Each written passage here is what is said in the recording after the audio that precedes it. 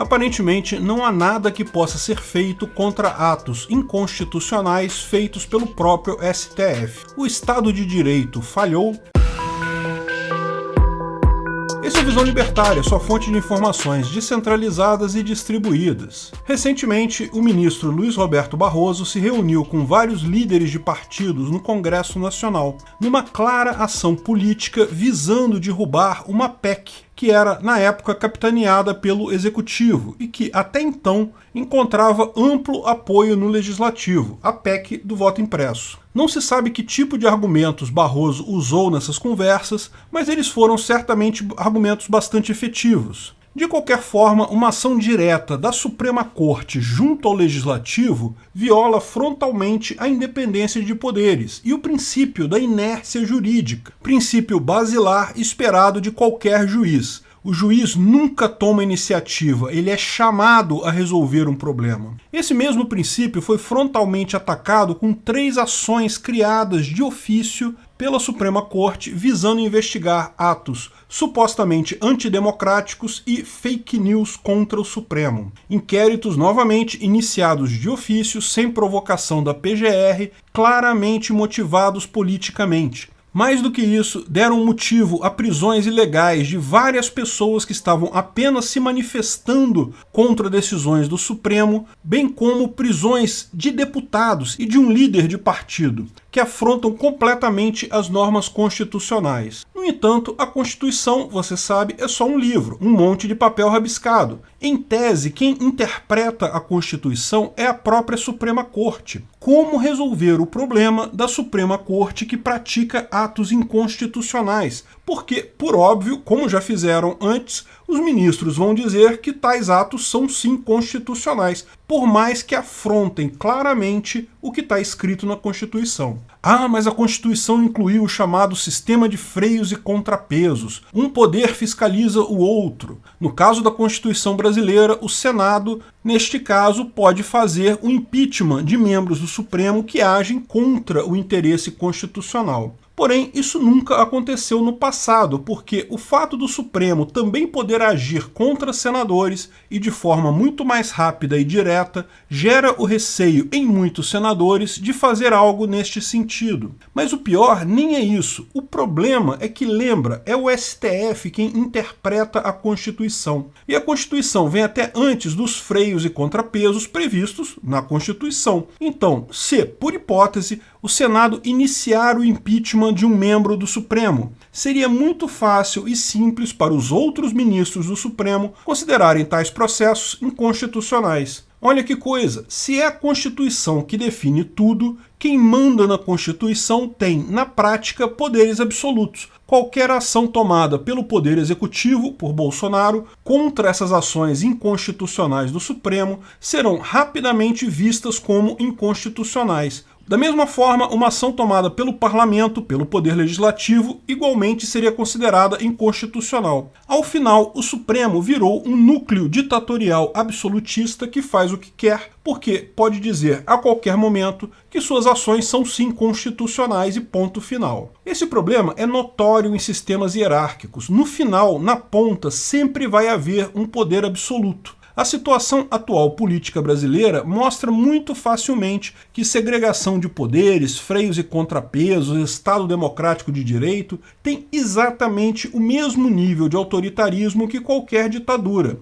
Pode ser, em uma ditadura absolutista, que o ditador seja benevolente, que não faça coisas absurdas, que respeite as regras. Assim vemos muitos países ditos países democráticos ou estados democráticos de direito como sendo nada além de uma ditadura benevolente, enquanto a Suprema Corte age de forma parcimoniosa, evita confrontos políticos, evita jogar o jogo político, se atém ao direito e à apreciação de processos legais, temos países como os Estados Unidos, a França e outros tantos que têm, de fato, um Estado democrático de direito. Mas não se engane, só são assim porque o poder da Suprema Corte é exercido com moderação nesses casos. É o caso do ditador bondoso. No momento que a Suprema Corte resolve agir politicamente, como fez na Venezuela chavista, como faz agora no Brasil, destrói-se qualquer resquício de equilíbrio no sistema. Isso não é uma característica do Brasil. Todo grande sistema hierárquico fatalmente se torna uma ditadura.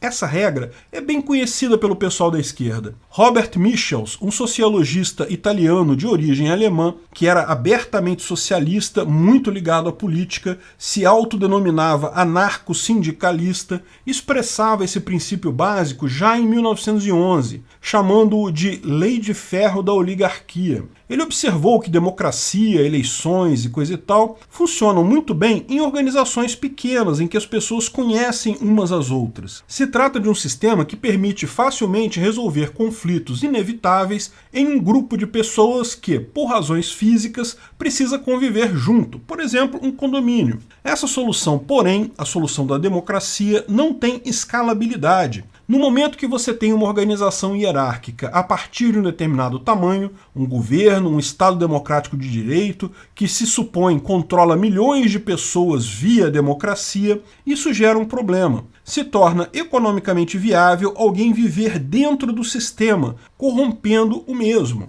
Uma pessoa que vive de explorar falhas do sistema tem o tempo todo do mundo para fazer isso. Prestar atenção às pautas, fazer lobby, fazer propaganda. Os demais cidadãos, ao contrário, têm outras preocupações além da política. Precisam trabalhar, precisam ganhar a vida, criar os filhos. Principalmente quando se tem democracia indireta, na visão de Michels, cria-se naturalmente uma elite que vive do próprio sistema e passa a ter poder em todo ele, controlando assim todas as demais pessoas. Lembra, Michels era anarco-sindicalista e via isso acontecer até em sindicatos. No início, a estrutura de um sindicato é algo perfeitamente natural e válido, inclusive do ponto de vista libertário. Não há nada de errado em um grupo de pessoas, trabalhadores em determinada indústria ou profissão, se unir para reivindicar o que quer que seja. Não havendo uso de violência, ameaça, quebra de contrato, invasão de propriedade privada, esse arranjo é fortemente libertário, inclusive.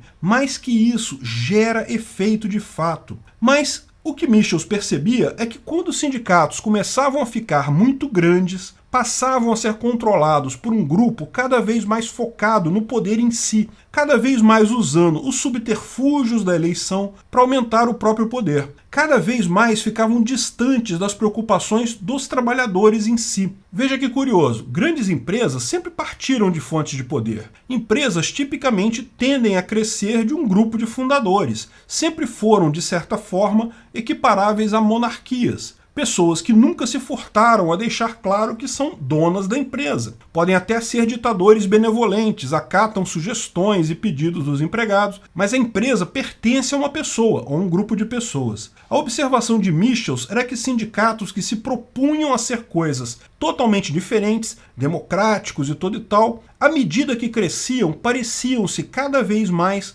com as próprias empresas. O poder ficava quase sempre no mesmo grupo e cada vez mais distante da base da pirâmide. A conclusão dele é que a oligarquia era uma característica de estruturas grandes, independente de como elas eram formadas. Ele via o mesmo problema nos partidos democratas e socialistas de então. Os via como verdadeiras hipocrisias. No final das contas, embora justificassem seu poder como sendo o poder popular, a força do povo e etc., quanto mais cresciam, mais ficavam exatamente iguais a todos os demais partidos e correntes políticas, a propriedade de um grupo de pessoas. Pois bem, nossas concordâncias com o senhor Robert Michels param aqui. Na visão dele, tal estrutura de poder era inevitável. Se era inevitável, melhor partir para uma estrutura de poder oligárquico que, pelo menos, fosse bondosa e agisse de acordo com o interesse do povo. Ele foi um dos fundadores do Partido Fascista Italiano, apoiando Benito Mussolini.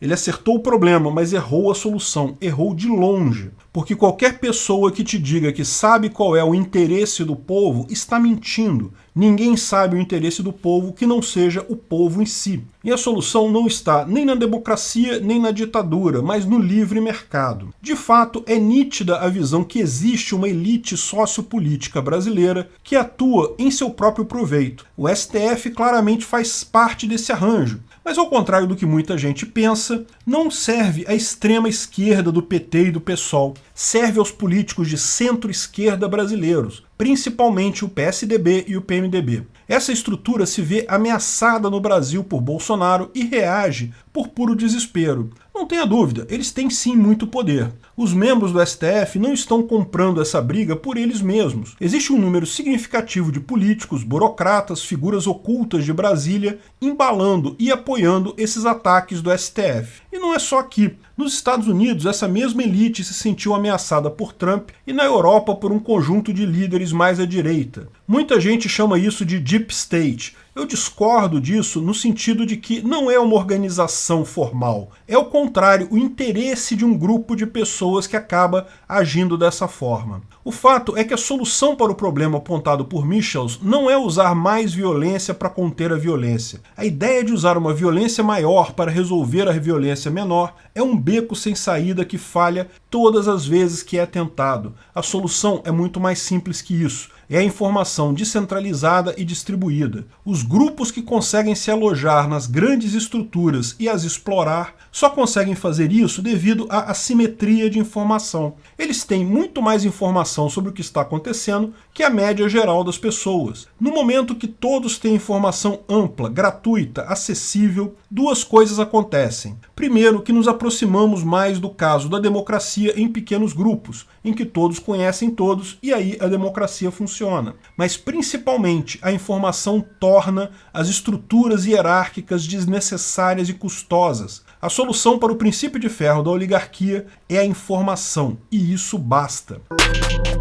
Obrigado pela audiência. Esse vídeo foi um oferecimento de armataweb.com, cloud e serviços de data center, 100% de compromisso com a satisfação e privacidade dos clientes. Aceitamos Bitcoin. Veja o link na descrição do vídeo. Se você gostou desse vídeo, clique no like e compartilhe ele em suas redes sociais. Se inscreva no canal para nos ajudar, clicando no botão vermelho abaixo. Se quiser ser avisado de novos vídeos, clique no sininho ao lado. Até a próxima!